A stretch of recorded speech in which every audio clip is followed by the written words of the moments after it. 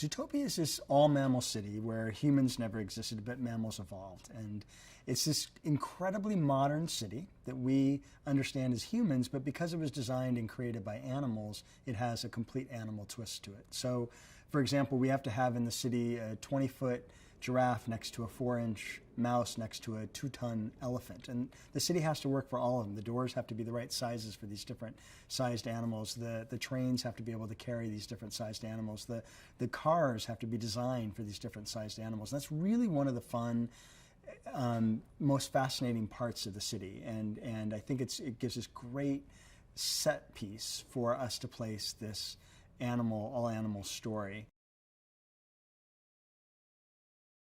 We have the most amazing cast on this film, and I really feel so fortunate to be able to work with each and every one of them.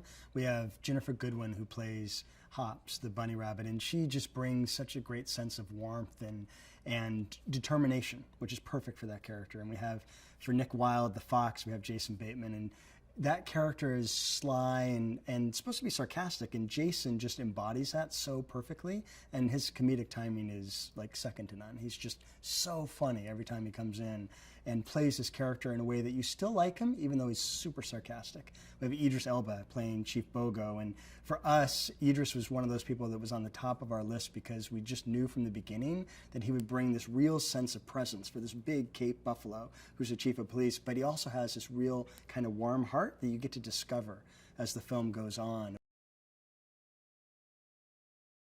And we have Tommy Chong as Yax the Yak. And he heads up this naturalist club here in Zootopia where animals don't have to wear clothes. And he fundamentally believes that clothes just don't make any sense whatsoever. And it's our way of kind of poking fun at these animal movies that do have animals in clothes. And we really wanted Tommy because he's just one of these iconic people who has always represented sort of a different point of view, and he just has such a great voice, and of course being a comedian, he's just a fantastic person to be a part of the film, and it really is an honor.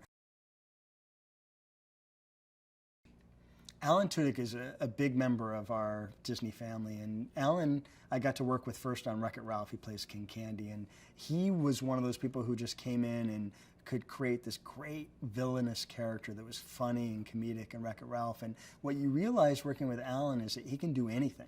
I mean, he can put on any voice you want. And so he's been in Wreck-It Ralph, and he was in Frozen, and he was in Big Hero 6. And so when it came to Zootopia, we said, okay, what's the right role for him to play? And we have this incredible weasel character.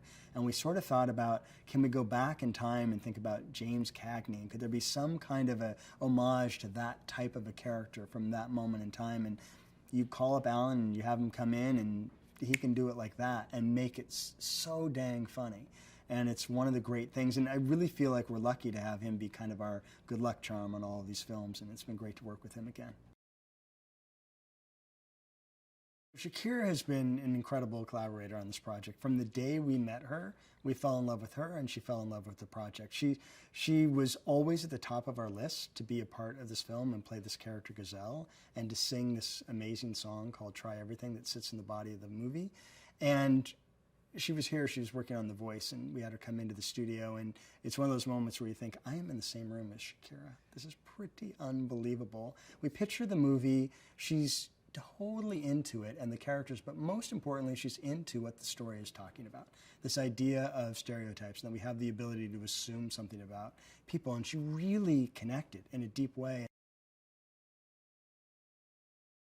We are so lucky to have Michael Giacchino be the composer on this film, and somebody who's done incredible scores from The Incredibles and Jurassic World and Inside Out most recently, and obviously an Oscar winner for the score to Up. And he's one of these people who I love because he has to figure out what the movie means to him.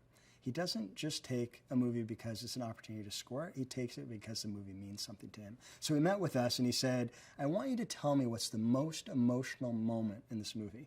We talked about it, this scene between Nick and Hops, and he started to really connect. And then he said, okay, now tell me 4 other emotional moments. And for him, it's his way in. He has to be able to connect in a way that says, I understand musically what this movie needs.